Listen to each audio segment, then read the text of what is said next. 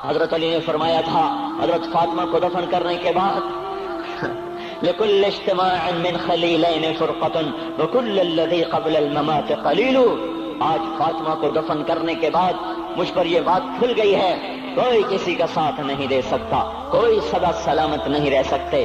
ایسی حسین جوڑی بھی آج بکھر گئی، ایسا حسین جوڑا کوئی دنیا میں کہاں سے لائے گا، ایسا جمال کوئی کہاں سے لائے گا، ایسی جوڑی کوئی کہاں سے لائے گا۔ علی و فاطمہ کی جوڑی کوئی دکھائے تو صحیح، کوئی نبیوں کے بعد کوئی ایسی جوڑی بنی ہو، لیکن آج یہ جوڑی ٹوٹ گئی۔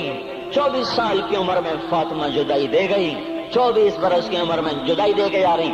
ہاں لیکن بھائی ان کا تو مرنا بھی زندگی تھا۔ پانی کے لیے اپنے خادمہ سے فرمایا میرے غسل کا پانی رکھو، خادمہ نے پانی رکھا، خود غسل فرمایا، پھر اس کے بعد چارپائی کو درمیان میں رکھوایا اور کپڑے پہنے اور فرمایا، علی اس وقت کہیں باہر نکلے تھے، فرمایا اب میں مر رہی ہوں، میرا غسل ہو چکا ہے، مجھے دوبارہ غسل نہ دینا، یہی میرا غسل ہے اور علی کو بتا دینا، اور وہ گئی۔ ہاں آپ نے کہا تھا حضرت فاطمہ سے میں جا رہا ہوں، وہ رونے لگی، پھر آپ نے پھر کان میں کہا نہیں نہیں تو غم نہ کر، سب سے پہلے تو ہی مجھ سے آ کے ملے گی۔ پھر وہ ہنسنے لگی، حضرت عائشہ رضی اللہ عنہا دیکھ رہی تھی، پہلے روئی پھر ہنسی، تو کہا یہ کیا بات ہوئی؟ کہا مجھے میرے باپ نے کہا میں جا رہا ہوں تو مجھے رونا آیا، تو پھر انہوں نے فرمایا تو غم نہ کر، سب سے پہلے تو ہی مجھ سے آ کے ملے گی۔ تو پھر میں خوش ہو گئی۔ باپ کے جانے کے صرف 6 مہینے کے بعد ابا سے ملاقات ہو گئی۔ تو حضرت علی فرما رہے ہیں آج دیکھو دیکھو ان افتقادی فاطمہ بعد احمد دلیل علی اللہ یدوم خلیل۔ آؤ آؤ دیکھو دیکھو، میں نے انہی ہاتھوں سے محمد مصطفیٰ کو قبر میں اتارا تھا، آج انہی ہاتھوں سے میں نے فاطمہ کو اتار دیا۔ آج مجھ سے کہ دنیا کا دھوکہ کھل گیا ہے، مجھے پتہ چل گیا ہے کہ یہاں کوئی دوستی سلامت نہیں رہ سکتی، کوئی گھر آباد نہیں رہ سکتا۔ کل بیت وإن طالت سلامتها یوم ستدرکها النکباء والحباب۔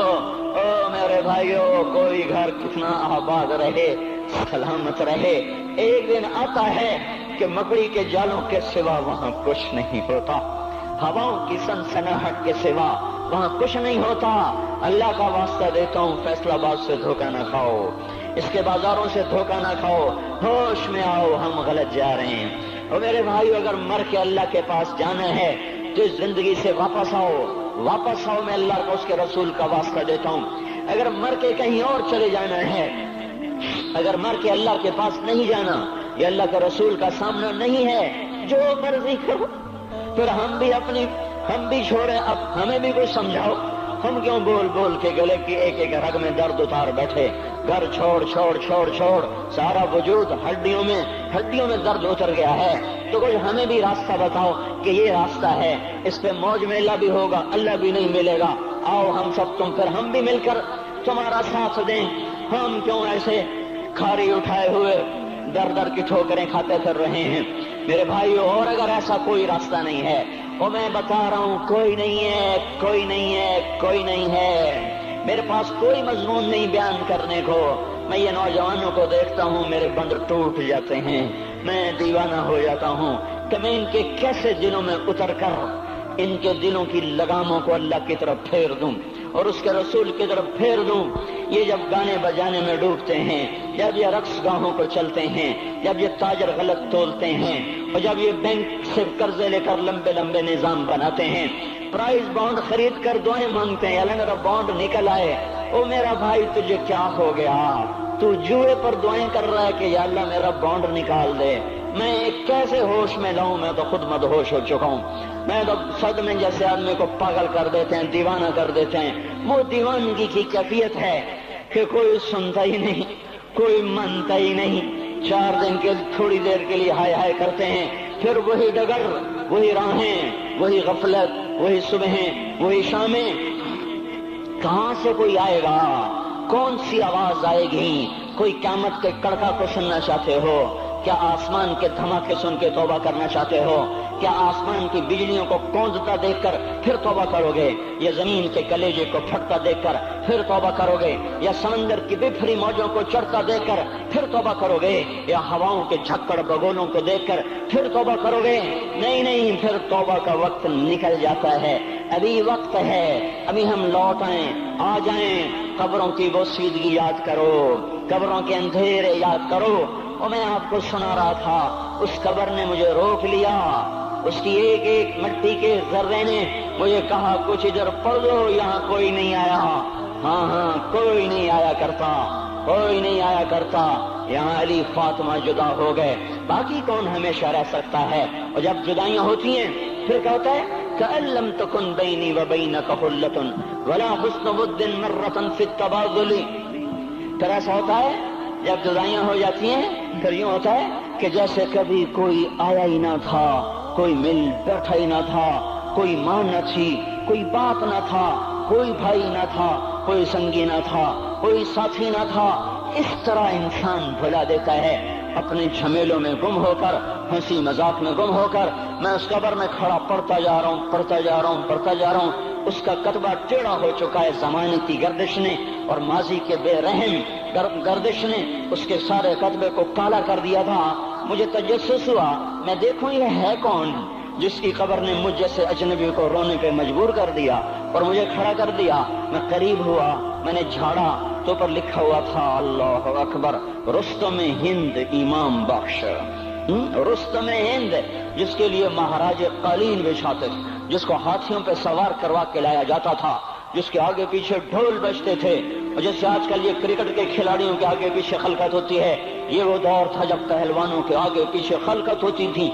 आज उसकी खबर वीरान होकर कह रही है, कोई इधर भी तो पढ़ के जब चलता जाए, कोई यहाँ भी तो कुछ तोहफा देता जाए। मेरे मोहतरम भाइयों, जब मौत आएगी तो कोई औलाद याद न करेगी, कोई माँ बाप याद न करेंगे। माएँ लाल भूल जाती हैं, माओं को बच्चे भूल जाते हैं, माओं को बच्चे भूल जाते हैं, बाप औलादें भूल जाते हैं, बीवियों को खामिन मिल जाते हैं, खामदों को बीवियां मिल जाती हैं, यारों को यार मिल जाते हैं। वो तो हम हैं जो जाकर तहे खाक सो जाते हैं। अकेले तन्हा जिंदगी का सफर शुरू हो जाता है। अली बिन अबी तालिब जैसा शाह सवार, अल्लाह ताला का मुकर्रम महबूब इंसान, जिसको अल्लाह के नबी ने कहा, अली तुझे बशारत हो, जन्नत में तेरा घर मेरे घर के सामने होगा। इतनी बड़ी बशारत, अली तुझे मुबारक हो, जन्नत में तेरा घर मेरे घर के सामने होगा। इतनी बड़ी बशारत का लेने वाला, रोजाना की रात की फरियाद, मुझे तो पता नहीं कि मेरा ये बयान कबूल है कि मरदूद है। आपको पता नहीं आपकी आमद कबूल है कि मरदूद है। आज 25 रोजे रखते हुए हो गए, कुछ पता नहीं, अल्लाह ताला कबूल करेगा या रद्द कर देगा। बड़ी जात है, आज तक जिंदगी में कोई एक अमल भी नजर नहीं आता जिस पर हम दावा कर सकें ये काम तो मेरा अल्लाह को बड़ा पसंद आएगा और मेरी बख्शिश का सामान हो जाएगा। हम फकीर लोग हैं मेरे भाइयों, हमारी माइशत इतनी खराब नहीं हुई जितना हमारा ईमान खराब हो गया है। हमारा फकीर, उसका चूल्हा ठंडा हुआ है, हमें उसका दर्द है, लेकिन उसके चूल्हे ठंडे होने का इतना दर्द नहीं है जितना उसके ईमान की अंगीठियां सर्द हो चुकी हैं, जितना ये दर्द है। क्योंकि ये फकर मालदारों को भी हासिल है, ये फकर पूरी दुनिया पे छा चुका। मालदार भी फकीर हैं, दुकानदार भी फकीर हैं, ताजर जमींदार भी फकीर हैं। आज जो जितना बड़ा दुनियादार है वो ईमान का उतना बड़ा फकीर हो चुका है, वो भकारी हो चुका है। कुछ नहीं हमारे पास, कोई दावा नहीं जिंदगी भर के किसी एक अमल पर।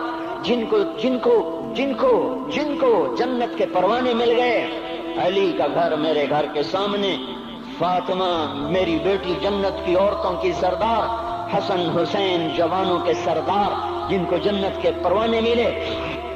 हजरत अली रात को उठ के रो रहे हैं, आहिन आह मिन किल्लत ज़ात व बुअद सफर व वहशत तरीक। ए मेरे मौला मुझे माफ करना, मेरे पास अमल कोई नहीं है। ए मौला मुझे माफ कर दे, मेरा अमल थोड़ा है। और मैंने अभी क्या कहा है, मैंने अभी क्या बताया आपको कि अली का घर नबी के घर के सामने है। तो कुछ तो सोचो, कभी थोड़े अमल वाला भी दो जहान के सरदार के घर के सामने घर बना सकता है? کبھی تھوڑے عمل والا اتنے مرتبے پہ جا سکتا ہے؟ وہ کیا کہہ رہے ہیں؟ یا اللہ میرا عمل تھوڑا ہے تو میرے پاس کیا ہے جس کا میں دعویٰ کروں؟ یا اللہ میرا عمل تھوڑا ہے، یا اللہ مجھے تنہا جانا ہے، یا اللہ راستہ بڑا خطرناک ہے، یا اللہ عمل کا توشہ تھوڑا ہے، اے میرے مولا مجھے معاف کر دے، مجھے معاف کر دے۔ یہ وہ ہیں جو معاف ہو چکے ہیں، جن کی بخشش ہو چکی ہے، اور مجھے تو پتہ نہیں ہے کس حال میں